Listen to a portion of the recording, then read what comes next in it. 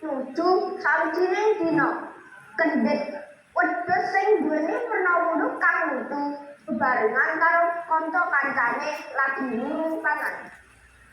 Sukut gajahan kang dadi panganan karimane si Kendhit wis tumepak ing saben papan.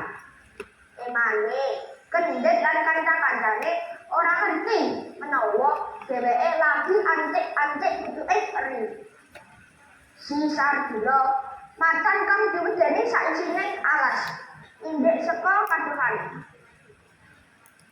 Sardula rumangsa luwih jalaran sauntara wektu durung anggone tuku.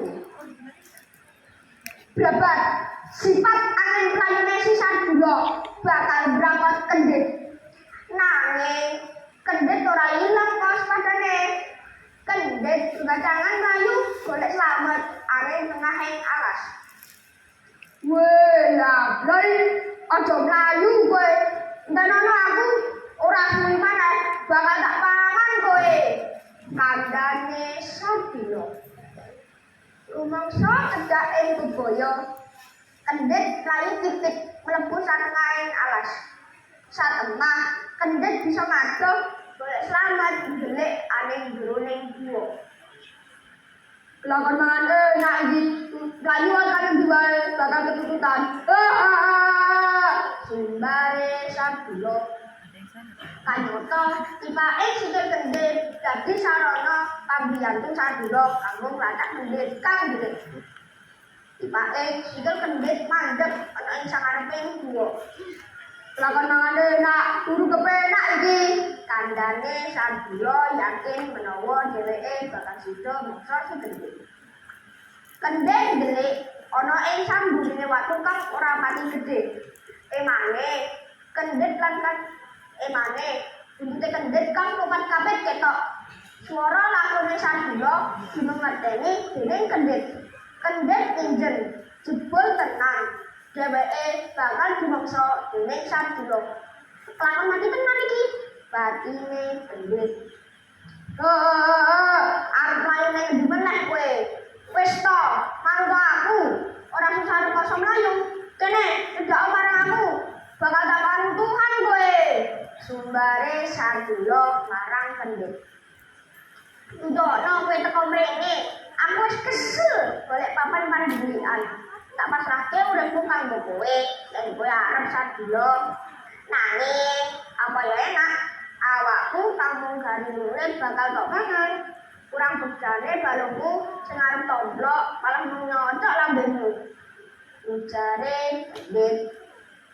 Sardula meneng. Bingung tuwuh pitakonan. Kok dumadakan Kendhit pasrah jiwa lan ragane marang dheweke. Ning ya ana benere.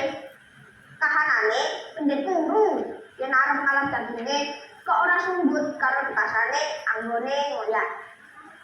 Sardula nyedaki Kendhit, mlaku nutungi Kendhit lan nyawang kanthi teliti. Bener kandhamu, awakku ngene iki mesti wae ora margi. Wangsulane Sardula. Nah, tak tenan, mbok ya aku ben golek pangan dhisik ana ing alas kene. Dono aku ya. Yen aku ngecolke kowe, ateges aku ora sida mangan enak. Sardula miterak. Lho, ya sida mangan enak. Wangsulane Kendhit nak minati.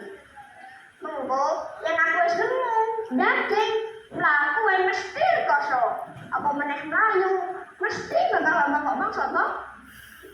Iya yo, bener kandhamu. Dan mengkono, kono gendang lunga. Mangano sing marep.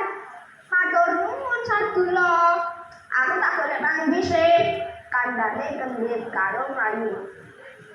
Ya kono, bakal tak mangsa yen kowe wis warep. Ngapurane Sardula. Aku bakal mangan sing warep, yen wis ada saka kowe. Dongoke Kendhit. Waduh, dadi kowe golek slamet. Ujare Kendhit karo Kendhit. Sardula delek-delek. Ngerti menawa dheweke diamusi Kendhit. Sardula rumangsa getun Dene dheweke ora badhe maksa pendhet nalika wis kasil nyekel ana ing ngarepe. Getun tiba mburi sadina urung ora sida mangan enak. Kapetik saka buku antologi Terkak Tabok Lombok 2006 itu.